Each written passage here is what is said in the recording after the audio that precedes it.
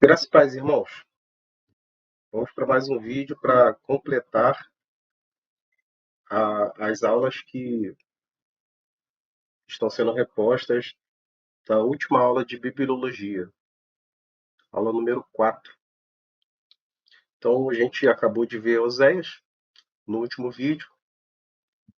Nós vemos para alcançar a Nova Jerusalém. A Jerusalém tem que passar pelo servo sofredor, e isso é mais uma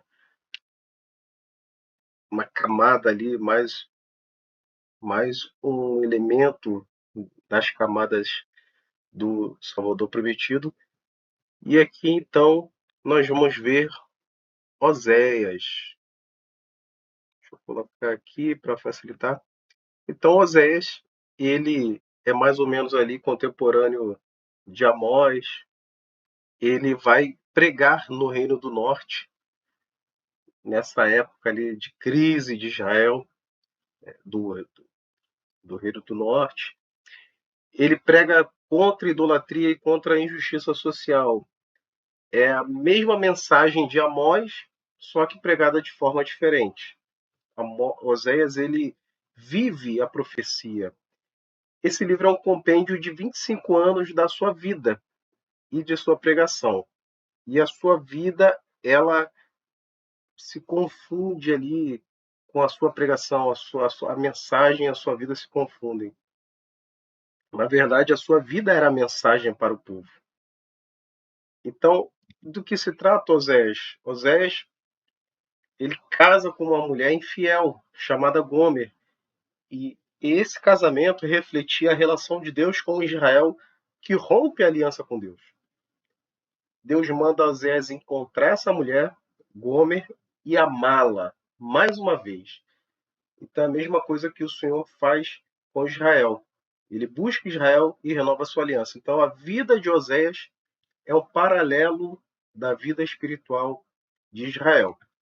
Então aqui nós vemos o casamento, a figura do casamento, Oséias e Gomer, e eles têm 3 filhos: Jezreel, Ruama e Loami. E cada um desses filhos tem um significado. Jezreel significa Deus semeia, Ruama, Deus desfavorecida, e Loami, não meu povo.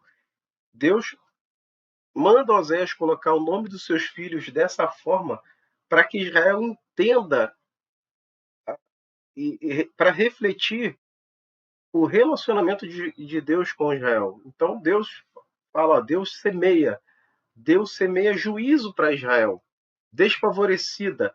É como se Israel perdesse o favor de Deus. E Loami, não meu povo. Israel não é mais o povo de Deus porque eles estão rompendo essa aliança.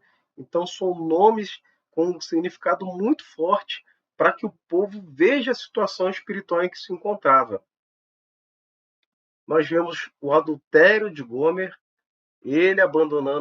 ela abandonando o profeta, e depois também nós vemos o resgate, a restauração de Oséias. Oséias vai lá e compra sua mulher, vendida ali como escrava, e é um resgate. Tudo isso é um tipo profético entre Deus e Israel, que Oséias viveu na sua própria pele. Então, como isso se reflete na relação entre Deus e Israel, a vida de Oséias? Nós vemos, assim como foi o casamento de Oséias e Gomer, nós vemos ali Deus fazendo aliança com Israel no Monte Sinai através de Moisés. Lembra lá no Êxodo? É uma declaração de amor de Deus para o seu povo, dando uma nova identidade, dando um novo nome. Israel era um povo escravo, mas agora está sendo chamado de povo de Deus. O que acontece? A idolatria, o adultério. Deus cumpre a sua promessa. Chega na terra prometida.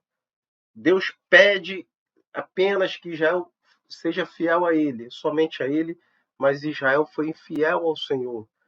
A idolatria, ou seja, é o adultério espiritual.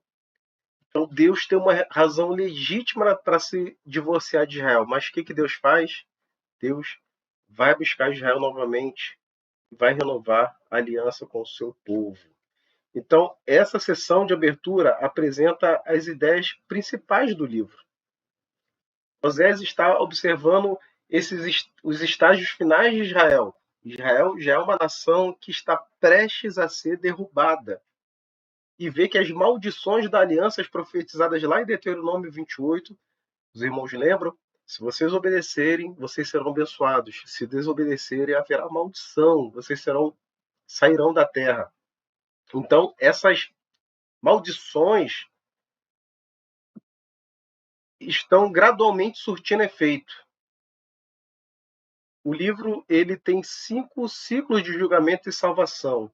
Julgamento, salvação, julgamento, salvação, julgamento pelo pecado e livramento final.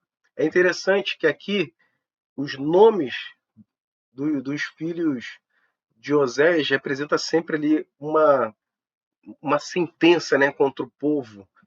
Só que no capítulo 2, versículo 23, que é um tipo de dobradiça ali, Deus ele fala para Israel: eu a plantarei para mim. Ou seja, Deus vai resgatar a sua esposa, o seu povo, e vai plantar novamente para mim. Antes semeava juízo, agora vai plantar para ele, vai cuidar dele. Antes era desfavorecida, agora eu a tratarei com amor. Antes era não meu povo, agora você é meu povo. Então, fazendo um contraste com os nomes dos filhos de Oséias, sentenciando a um juízo agora a uma esperança nesse versículo. Então, esse é o cerne do livro. O amor leal de Yahvé pelo seu povo garante a sua salvação. A nação estava fundada em idolatria e caos social, mas o amor restaurador de Deus chama Israel ao arrependimento. Esse é um livro muito lindo. E agora nós chegamos na época do profeta Miqueias. Ele viveu em Judá, né? Ele vive aqui em Judá e profetiza para os dois reinos. Por isso que Miqueias está aqui tanto no reino do norte quanto no reino do sul. Ele é contemporâneo de Isaías e Oséias. E Miqueias profetiza para esses dois reinos. Também ele prega também um padrão profético, que é juízo e restauração, juízo e esperança. Qual a profecia de Miqueias? Profetizou que Deus iria usar a Síria, a grande potência da época, a Síria, para devastar Samaria, a capital do Reino do Norte, e que iria usar a Babilônia para derrubar Jerusalém. Ele pregou contra o povo, contra os nobres, os falsos profetas e contra os líderes. Então, aqui, resumidamente, esse é o padrão de Miqueias. Uma introdução, capítulo 1, versículo 1, e depois 3 mensagens ou 3 oráculos, sempre começando com uma advertência: ouçam, ouçam, ouçam. E esses ciclos de julgamentos são evidências para a acusação e esperança de Deus para o seu povo, Israel e Judá. Cada advertência contém julgamento, natureza do julgamento, a evidência explicando o porquê do julgamento e também uma palavra de esperança. Ele também profetizou sobre o Messias, também pregou contra a injustiça social, mas sempre no final, depois de uma palavra de juízo, vinha também uma palavra de esperança. A mensagem do livro é essa: a opressão e idolatria dos falsos líderes causa juízo, mas a manifestação do Messias como pastor traz restauração. Por isso, tenham esperança. Então, essa é o cerne do livro. Esperança no verdadeiro pastor. É interessante, antes aqui, que Miqueias significa quem é como o Senhor. E na última estrofe do livro, capítulo 7, versículo 18, o autor pergunta: quem é comparável a ti, ó Deus? É um trocadilho com o nome dele, é uma curiosidade. Após isso, após Miqueias, vem a queda. a queda do Reino do Norte. O Reino do Norte aqui agora é capturado pela Síria. E a Síria agora acaba com o Reino do Norte. Quem era a Síria, né? Vamos ver agora. Então, a Síria era o maior império da época. A Síria é o que dominava. Antes era o Egito, agora a Síria se sobrepôs. E era um povo muito violento e cruel. Fazia barbaridades ali com quem eles prendiam, furavam barriga de grávida, empalavam pessoas, colocavam crânios com estaca nas estradas para que quando o inimigo fosse lutar contra eles tivesse medo. O que eles faziam? Qual era o modus operandi da Síria? Eles pegavam os povos conquistados e misturavam com outros povos. Para quê? Para que esses povos perdessem a identidade. Então eles foram ganhando força e conquistando nações. A capital da Síria é Nínive, aquela mesma Nínive que Jonas profetizou, e o povo na época, ali uma parte do povo se arrepende, o povo de Nínive se arrepende, mas agora já se passou vários anos. Então eles criaram essa política de deportações. Eles obrigavam os povos conquistados a viver em outras partes do império. Eles faziam isso para que eles perdessem a sua identidade nacional. Para quê? Para evitar possíveis revoltas, os povos se unissem e fizessem revoltas. Era mais difícil com povos misturados.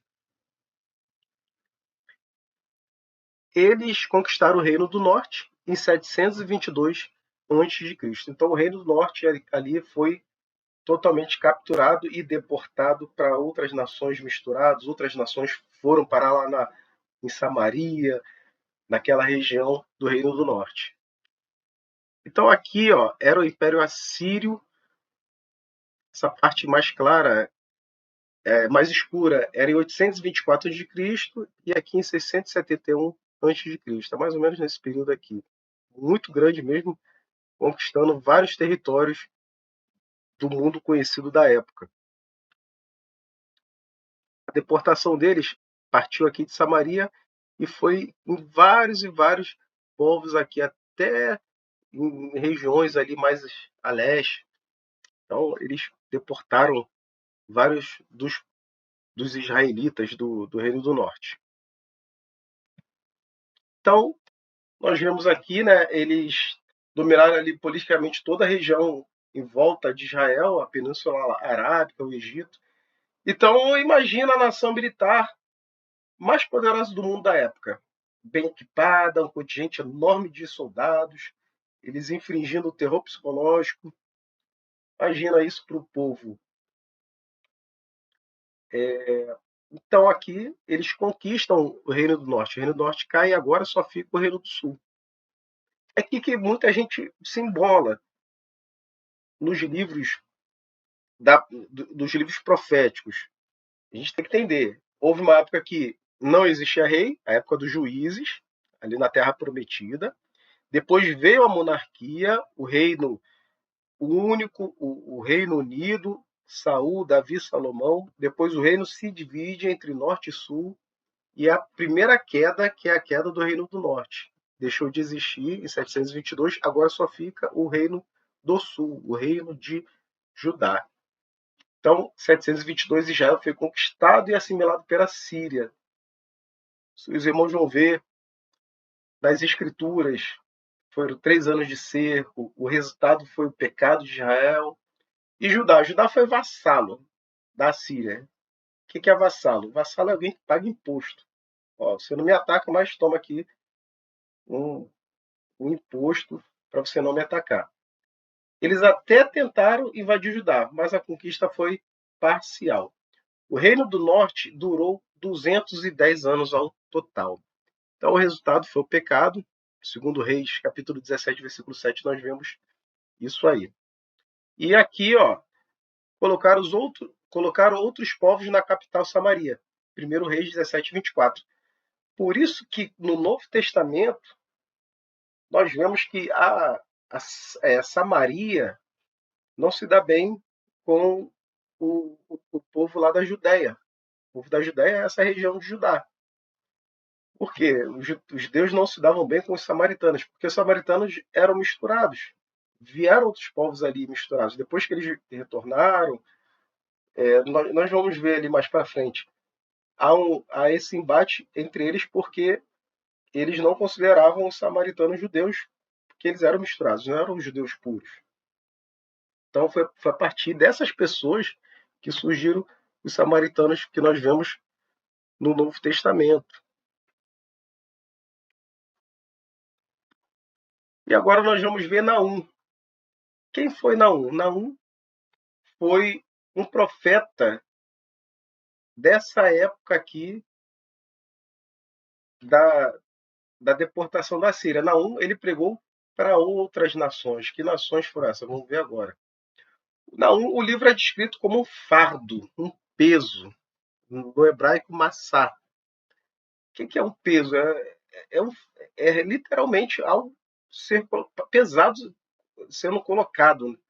Então, revela a natureza das profecias de Naum. Naum é uma coleção de poemas anunciando a queda de Nínive e da Assíria, por causa da longa história de maldade.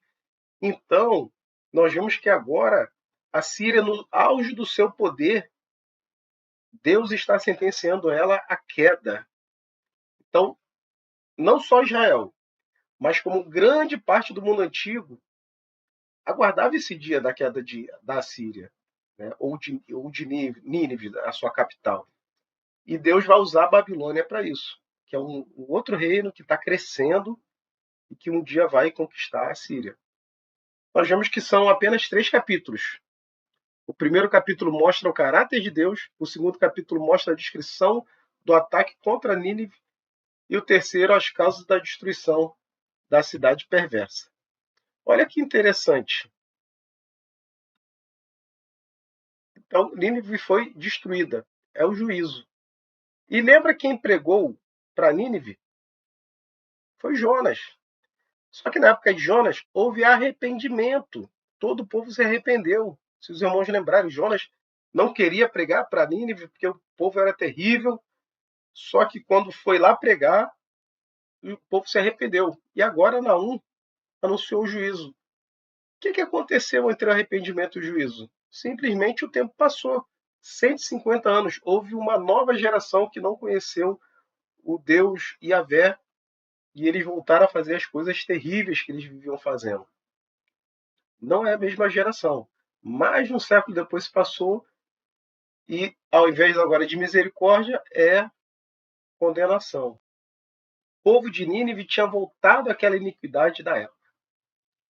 Qual é a lição do livro? A lição do livro é que Deus não permitirá que nações arrogantes e maus reinem para sempre. Deus está mostrando que se importa profundamente com o seu povo e não deixará que seus opressores escapem impunes.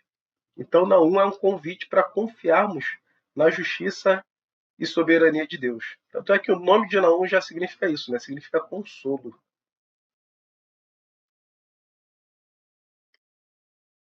Agora nós chegamos em Sofonias. Sofonias pregou numa época de recuperação política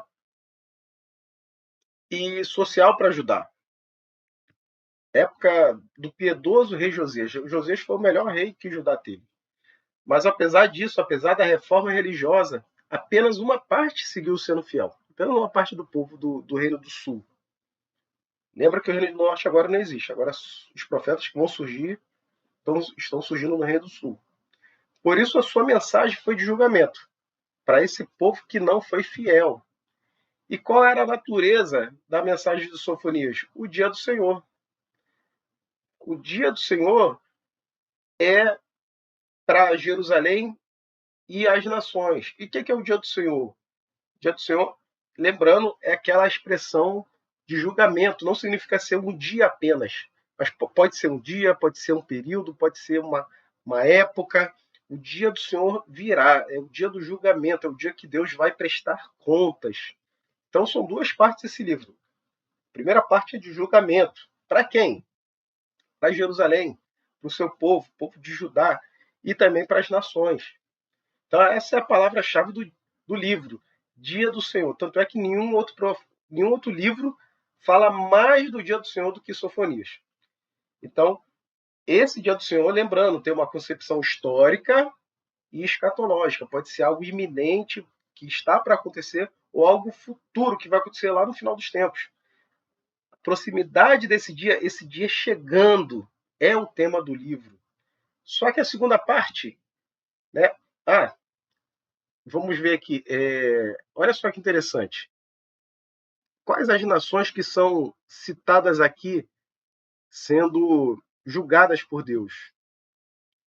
São várias. Amon, Moabe, Assíria, Egito, Jerusalém. E isso forma os pontos cardeais. É muito interessante. É como se Deus estivesse falando com todas as nações. Todas as nações fossem englobadas nisso aí. Então, é uma época terrível para Judá e as nações arrogantes ao seu redor. Então, os 4 pontos cardeais, mostrando que Deus vai julgar todas as nações. Então, essas nações é apenas uma representação de todas. E a segunda parte, como eu falei, é esperança, como sempre. Sempre tem a esperança aí do profeta. Aquela parte do juízo e a parte de esperança. E esperança para quem, irmãos? Tanto para Jerusalém quanto para as nações. Deus está mostrando que é um Deus de amor. Ele é um Deus de juízo, mas também é um Deus de amor. Ele não pode negar a si mesmo. Então, ele é 100% amor, 100% graça. Os gentios vão servir a Deus e Israel será purificado e restaurado. Então, esse é o final de Sofonias. O final fala da cidade de Jerusalém restaurada com a presença de Deus. E aqui vamos falar de Abacuque também. Abacuque é um livro que se refere ali provavelmente os últimos 20 anos de Judá como reino independente.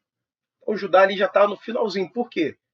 A Babilônia já supera Nínive, nós vamos ver aqui daqui a pouco, e Babilônia agora ameaça dominar o mundo, assim como Nínive, a Síria está dominando. Então, a profecia também é chamada de quê? Massá. Mostra um caráter ameaçador. Sempre quando tem um massá, o peso, é esse caráter ameaçador, igual na U. Por quê? O que estava acontecendo nessa época? Judá começa a se aliar ao Egito. E a sociedade estava um caos social. Ricos explorando pobres, declínio espiritual, estava no auge do declínio espiritual, o povo todo saindo da presença de Deus. E o caráter de Deus desapareceu da sociedade que deveria refleti-lo. E o livro, é interessante que o livro é um diálogo com Deus. Abacuque preocupado com a reputação de Deus. Deus, o Senhor não vai fazer nada? O Senhor, o que as nações vão pensar? E ele pergunta para Deus se ele vê o pecado do povo. Olha só que interessante. Por que o Senhor não age? O que acontece? O que está acontecendo? Aí Deus fala. Quando Deus fala com Abacuque, ele fala assim, eu vou enviar os babilônios. Vou enviar a Babilônia. E a Babilônia, irmãos, é uma nação terrivelmente ímpia, totalmente desviada de Deus. Fala, os babilônios vão ser o meu chicote.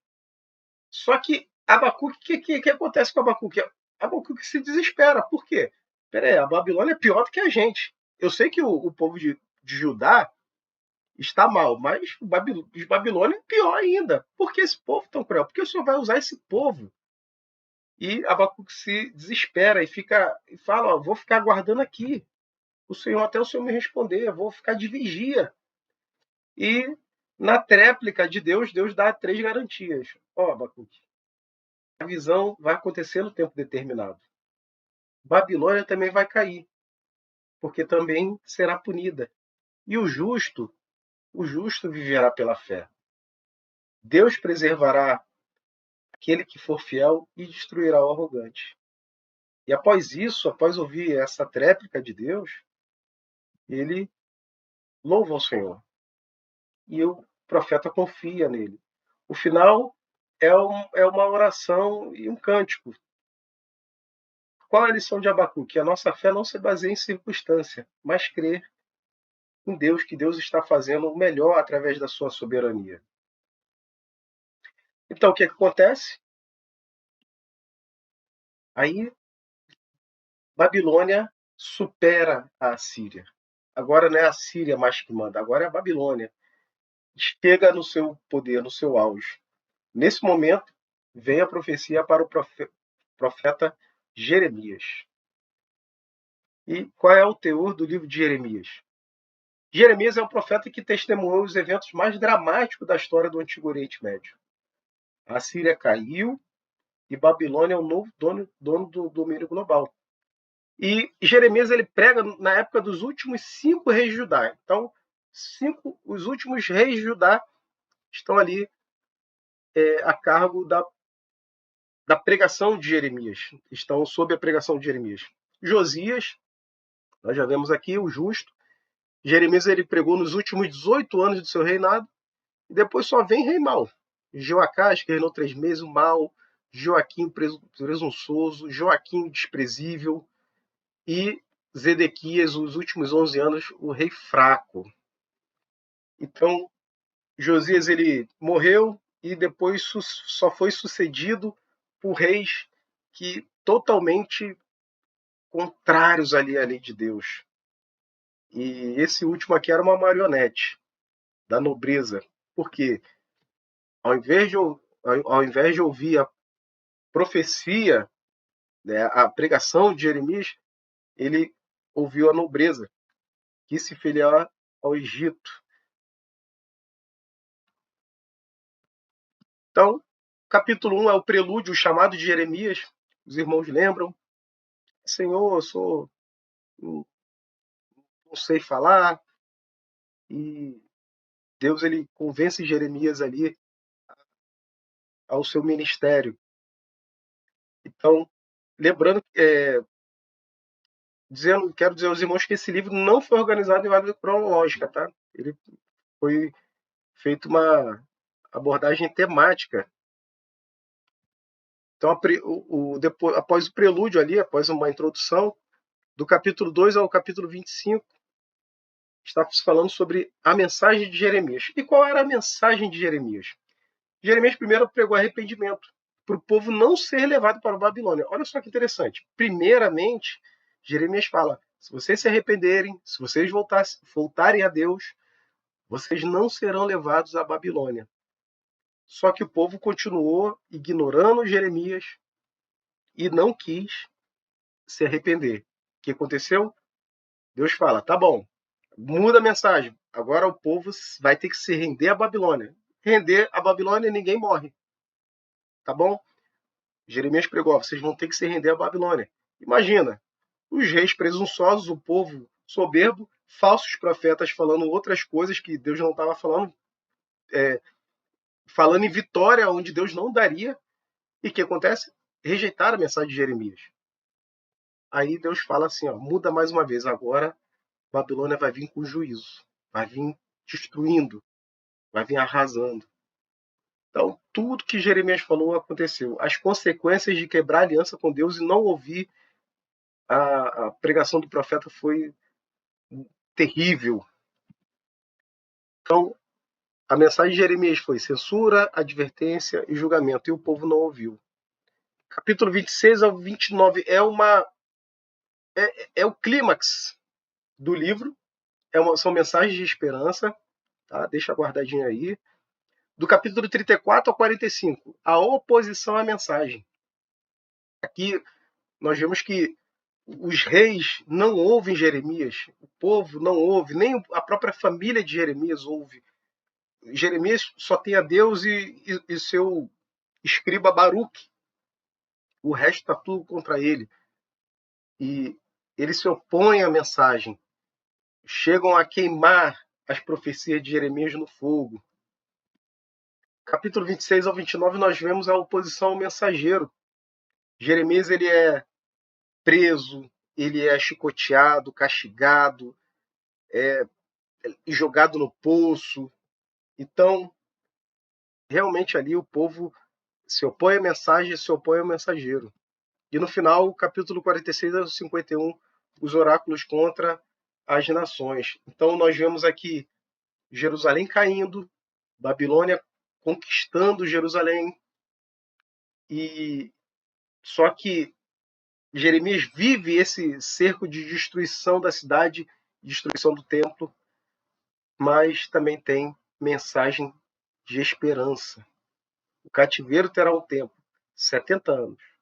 Deus não abandonará seu povo. Ele fará uma nova aliança e escreverá a lei nos corações.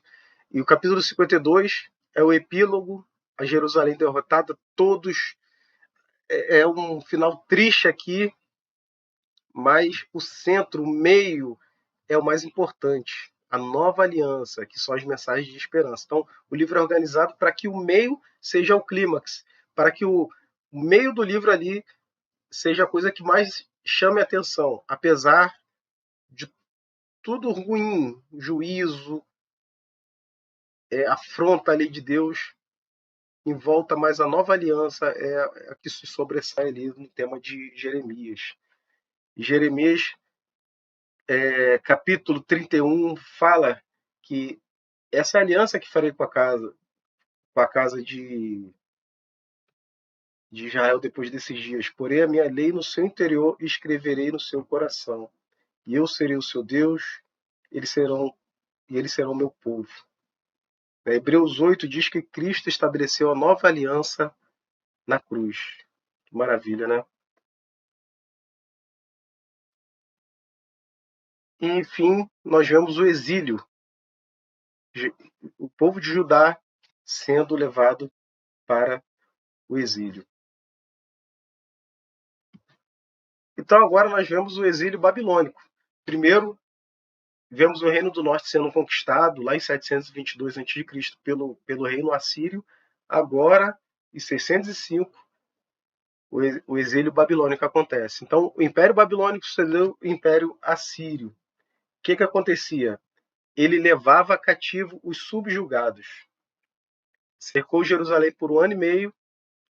Depois de 1 ano, por quê? Cercava Jerusalém cortando todos os suprimentos, porque os suprimentos da cidade, como a agricultura, a pecuária, era tudo lá fora da cidade. Eles cercam a cidade de Jerusalém, tinha uma muralha em volta. Cerca, ninguém pode sair, ninguém pode entrar. E quando já todo mundo estava fraco, eles invadem. E eles levam os judeus em 3 grandes deportações. Até teve mais, só que teve 3 grandes deportações. Jeremias 52, 27 fala dessa tristeza, né? Assim Judá foi para o cativeiro, longe da sua terra. Então, o exército babilônico, ou caldeu, também é chamado de exército caldeu, era a grande superpotência da época e leva Judá. Assim como o reino de Israel foi levado, Judá também foi levado. Só que diferente dos assírios, os assírios pegavam os povos e misturavam com outros povos. Babilônia não. Babilônia levava todo mundo exilado para sua terra, lá para a Babilônia. Mas, claro, levava principalmente a elite para que eles fossem misturados lá. Mas não era um sistema de escravidão. Mas é como se eles trabalhassem para a Babilônia. Tanto é que nós vemos lá Daniel na corte. Nós vemos os mais ricos, os mais inteligentes ali, os que têm habilidades. Então, quem fica na terra de Judá? Os mais pobres, os que são os miseráveis ali, os que não têm nada. Então, aqui nós vemos toda a conquista de Babilônia. A Babilônia conquistou grande parte ali do mundo antigo também. E nós vemos aqui, não existia mais o Reino do Norte, levado pela Síria, e agora o Reino de Judá também deixa de existir. Então, 3 grandes deportações. 605 a.C., Daniel e seus amigos são levados. Né? Nós vamos ver isso mais para frente. Daniel e seus amigos, Ananias, Misael e Azarias, junto com alguns utensílios do templo. Em 597, uma outra leva de exilados, incluindo Ezequiel, E 586, o templo é destruído, a cidade é invadida por completo e objetos sagrados são saqueados, a última deportação. E agora não existe mais o reino de Judá. Então agora tudo aqui vazio. E nessa época Jeremias escreve o livro de Lamentações. Olha só que interessante. O povo foi levado cativo de Judá e dá a volta aqui do deserto da Arábia, né? Não tem como atravessar esse deserto, senão vão morrer. Chega na Babilônia. É interessante, né? É a rota ao contrário do que Abraão fez. Abraão sai de Ur dos Caldeus, ó, e vai para a Terra Prometida. E por causa da promessa de Deus. O povo quebra a aliança e agora volta tudo isso para praticamente de onde saiu, derrotados, porque quebrou a lei de Deus. Então vamos ver aqui rapidinho, né? Jeremias 29:10 diz assim: porque assim diz o Senhor, certamente que passados 70 anos em Babilônia, vos visitarei e cumprirei minha boa palavra, tornando-a trazer-vos a este lugar. Isso aqui é muito importante, porque vai ter implicações proféticas mais para frente. Mas vamos ver rapidinho sobre lamentações de Jeremias. Jeremias, quando vê o povo sendo cercado, exilado, ou melhor, cercado, sendo derrotado, destruído ali pelos babilônios, vê homens morrendo de fome, morrendo pela espada, mulheres sendo violentadas, o povo todo ali destruído, mães cozinhando o filho, depois o filho morre e a mãe, para não morrer de fome, cozinha o filho morto para comer. É uma cena muito lamentável, por isso que é Lamentações. Não tem como você ler esse livro e não chorar. E Lamentações é um acróstico. Lamentações é um acróstico. Lembra que é um acróstico? Falei isso na primeira aula. Acróstico é quando as letras de cada verso de uma poesia, geralmente as primeiras, formam palavras ou frases. Em Lamentações há acrósticos alfabéticos. Então, um exemplo de acróstico em português é esse aqui, ó. Jovem e sua única solução. Né? Forma a palavra Jesus. E Lamentações é o acróstico alfabético, do alfabeto hebraico, claro, né? Aqui, ó. Aleph, Beit, Gimel, Dalet, e vai embora. Rei, Vav, Zai, até chegar ao Tav, que é a última letra. Então, o nome do livro, em hebraico, é literalmente Eirá. Essa palavra aqui, ó. Eirá. Lembrando que hebraico se escreve da direita para a esquerda.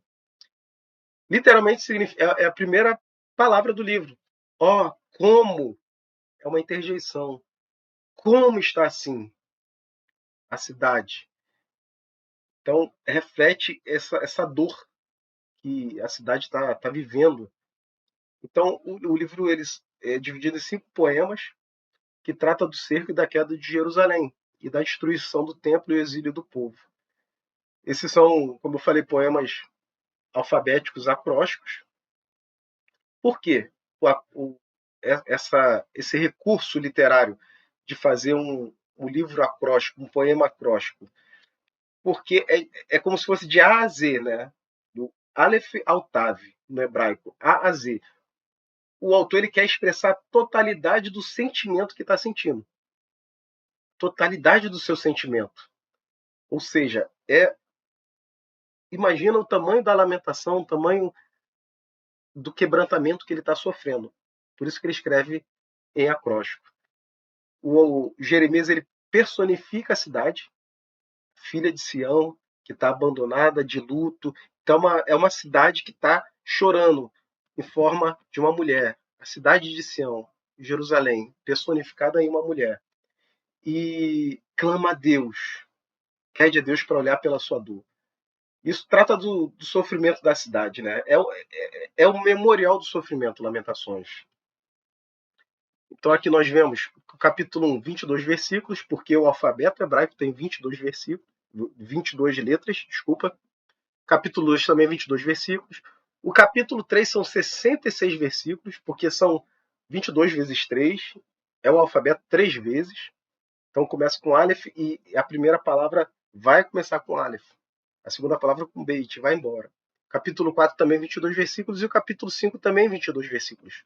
Só que tem uma peculiaridade. Olha o capítulo 2 aqui, que tem uma palavra importantíssima que você tem que gravar na tábua do seu coração, que a gente vai falar mais para frente. São dois versículos chaves no capítulo 2. O primeiro, versículo 7. Rejeitou o Senhor o seu altar. Olha essa palavra, altar. Detestou o seu santuário. Entregou na mão do inimigo os muros do seu palácio. Tá? Isso é o resumo da sequência do juízo. Grave bem essa sequência: altar, santuário e muros, que estão sendo rejeitados por Deus. E o versículo 13, a pergunta mais importante do livro: quem te sarará? Essa é a pergunta mais importante do livro. Que tem uma outra voz falando para a filha de Sião, para a cidade de Jerusalém. Quem é que vai te sarar? Quem?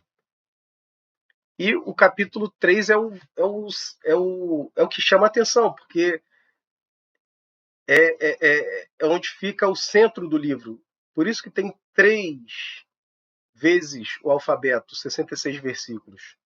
Versículo 22 diz: as misericórdias do Senhor são a causa de não sermos consumidos, porque as suas misericórdias não têm fim. Bom é ter esperança e aguardar em silêncio a salvação do Senhor. Esse é o capítulo central. Por quê?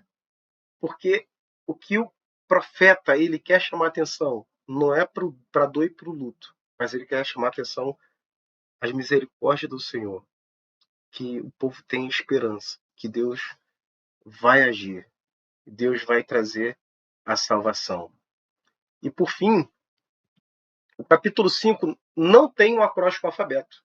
Do capítulo 1 ao capítulo 4 nós vemos o acróstico alfabeto certinho. Só que no capítulo 5 é uma bagunça. E parece que não tem nada, nenhuma mensagem entre linhas como um alfabeto. Só que esse capítulo responde a pergunta mais importante do livro, que quem olhará para a filha de Sião? Isso forma, os últimos versículos aqui formam um acróstico, não alfabético, mas formam um acróstico. Lembra do versículo 13? Quem te sarará? Isso aqui responde, ó. Essas palavrinhas aqui, essas letras aqui, formam essa palavra, Eloheira. Eloheira, que significa teu Deus. Então, o capítulo 5 não é um alfabeto acróstico, porque o acróstico que o profeta coloca é a resposta do capítulo 2, versículo 13. Quem te sarará? O teu Deus. Ele responde à pergunta mais importante do livro. Então, Lamentações é uma autoavaliação sobre o justo castigo de Deus, mas ao mesmo tempo que o profeta reconhece que Deus é a causa do sofrimento, é Ele que vai curar o seu povo. Amém? Então, assim, vamos para o último, Obadias, que eu terminei em Obadias. Obadias, irmãos, é o livro mais curto da Bíblia. Somente 21 versículos. Só botando aqui novamente, Obadias ele pregou para outras nações. Obadias ele prega para outras nações. Essa data é incerta, muitos ali há um debate sobre a data, mas eu coloquei nessa posição para dar uma sequência cronológica, e onde eu vejo que é maior, né, a concordância ali dos teólogos. A gente coloca ali nos acontecimentos do ataque da Babilônia. O que acontece? É uma profecia contra Edom. E quem era Edom? Vamos ver aqui. Vamos lembrar de Abraão e Sara lá atrás, os patriarcas, Isaac e Rebeca. E Abraão e Sara gerou Isaac. Isaac casa com Rebeca. E Isaac ele gera Esaú, mais velho, e Jacó, chamado Israel. Esaú é chamado de Edom. E Jacó é chamado de Israel. São os filhos de Isaac e Rebeca. E deles nascem dois povos, os descendentes. Israel, de Jacó, vem Israel, né? O reino do norte e do sul, vem o povo de Israel. E de Edom vem o povo, né, de Esaú vem o povo de Edom. Os descendentes de Esaú é o reino dos Edomitas. Então, deles surgem duas nações. E é para Edom que Obadias prega contra, traz o juízo. Então, a terra que ele e seus descendentes moravam se chamou Terra de Edom. O que acontece? O povo de Edom, na época que Babilônia ataca Jerusalém, eles aproveitam o ataque da Babilônia, vê o povo debilitado e saqueia as cidades. Saqueia a cidade de Judá e aproveita e até mata alguns do povo. E Deus condena essa atitude. Por quê? Porque, olha só, eles são irmãos. São nações irmãs, vinda de descendentes em comum. Então, assim, foi, ao invés de Edom ajudar o reino de Judá, Edom se aproveitou e saqueou, se aproveitou dessa fraqueza. Inclusive, há relatos que eles pegavam pessoas que estavam fugindo e entregavam para o inimigo, para os babilônios. Então, Obadias ele prega contra essa atitude dos edomitas. E também ele amplia esse julgamento para as nações. Então, aqui, o dia do Senhor é uma palavra-chave aqui do livro, tá? E é interessante que Edom tem a ver com Adão. É um paralelo com Adão, é a mesma raiz da palavra Edom e Adão. Porque Adão significa ser humano, humanidade. Então, é como se Obadias ampliasse esse julgamento. O dia do Senhor vai chegar tanto para Edom quanto para todas as nações. Deus vai confrontar o mundo. E termina com o quê? Termina com esperança para o reino de Israel. Vou voltar aqui e termina com esperança para o reino de Israel, para Edom e para todas as nações. Amém, irmãos? Então, até aqui que nós fomos na nossa última aula. Para todos aqueles que perderam essa aula, que foi na segunda-feira retrasada, se eu não me engano. Então, esses 3 vídeos é praticamente tudo que foi dado para os irmãos poderem acompanhar o curso e não ficarem boiando, né? Então, essas são as aulas, espero que tenha ajudado os irmãos. Não foi feito com nenhum equipamento profissional, o microfone aqui é ruim, mas eu fiz ali o melhor que eu pude ali para ajudar os irmãos a repor as aulas, tá bom? Deus abençoe os irmãos e nos vemos na próxima aula que vai acontecer no sábado, em nome de Jesus. Deus abençoe os irmãos, graça e paz.